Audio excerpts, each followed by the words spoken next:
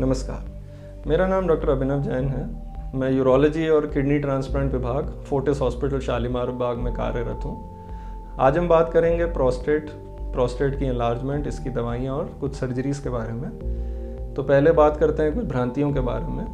कुछ पेशेंट्स आके बोलते हैं कि मेरा प्रोस्टेट बढ़ गया है, तो क्या मुझे किसी ट्रीटमेंट की आवश्यकता है? तो ऐसा नहीं होता है कि प्रोस्टेट बढ़ने पर आपको ट्रीटमेंट की आवश्यकता पड़ने ही वाली है। प्रोस्टेट का नॉर्मल साइज़ 10 से 11 ग्राम होता है और 60 साल की उम्र के बाद प्रोस्टेट की वृद्धि होना एक फिजियोलॉजिकल प्रोसेस है जो हर पुरुष में होना ही होना है। तो इसके ट्रीटमेंट की आवश्यकता आपको है कि नहीं है, डिपेंड करता है कि आपको पेशाब में रुकावट के सिम्टम्स आ रहे हैं कि नहीं आ रहे हैं। फिर मरीज़ बोलता है कि अगर मेरा प्रोस्टेट बढ़ रहा है तो क्या मुझे सिर्फ सर्जरी से ही ठीक किया जा सकता है? तो ये बात भी बिल्कुल गलत है। आजकल तो इतनी अच्छी दवाइयाँ भी आ गई हैं कि 70 से 80% मरीज़ मैं कहूँगा कि दवाइयों पर ही लंबा टाइम चल जाते हैं और सर्जरी की आवश्यकता नहीं पड़ती। अब बात करते हैं कुछ ऐसे मरीज़ों की जिसमें दवाइयाँ भी काम नहीं करती और आपको सर्जरी ही एकमात्र ऑप्शन बचती है।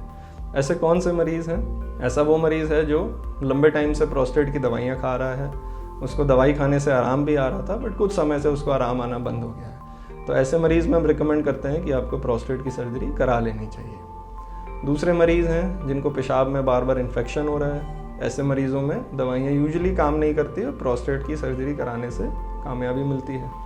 तीसरे मरीज़ हैं जिनमें बार बार पेशाब में खून आता है। ऐसे मरीज़ों में भी हम एडवाइस करते हैं कि सर्जरी कराने से आपको फ़ायदा मिलेगा। चौथे मरीज़ हैं जिनकी पेशाब की थैली में, मूत्राशय में पत्थर बन गए हैं। पत्थर क्यों बनते हैं? प्रोस्टेट की एनलार्जमेंट की वजह से पेशाब बाहर नहीं आ पाता है, इस वजह से वो पेशाब की थैली में इकट्ठा रहता है और उसमें स्टोन बन जाते हैं।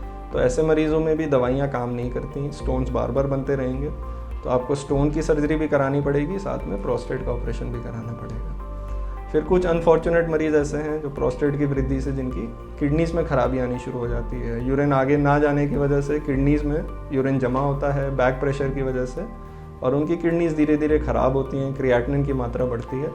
तो ऐसे मरीज़ों में दवाइयों का खास रोल नहीं होता और सर्जरी ही एकमात्र विकल्प रह जाता है।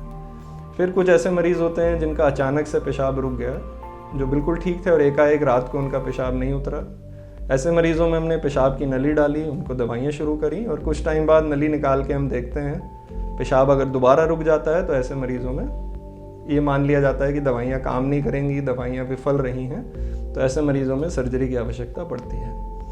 तो अगर एक नटशेल में बात करेंगे तो सारे प्रोस्टेटिक एनलार्जमेंट्स को इलाज की ज़रूरत नहीं है, सारे प्रोस्टेटिक एनलार्जमेंट्स को सर्जरी की ज़रूरत नहीं है। बहुत सारे मरीज़ दवाइयों से भी ठीक हो जाते हैं। हाँ, कुछ मरीज़ ऐसे हैं जिनको सर्जरी की आवश्यकता पड़ती है, दवाइयाँ काम नहीं करती हैं। तो आपको आवश्यकता है कि आज ही यूरोलॉजिस्ट से परामर्श लीजिए और अपने ट्रीटमेंट को पहचानिए सही समय पर। धन्यवाद।